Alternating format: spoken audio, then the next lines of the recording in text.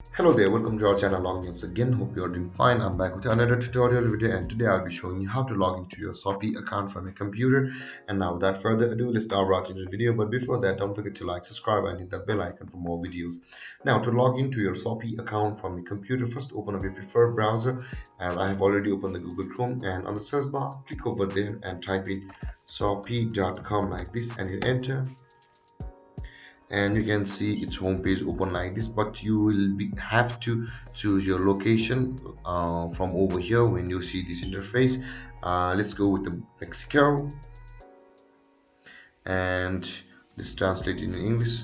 For me it will be in English, for you it can be another location, or choose your location wisely. Now to log into your Shopee account from over here, you can see the login option available over here on the top right corner of the screen. Click on login, and after that enter your username, email or your phone number, and then enter your password over here.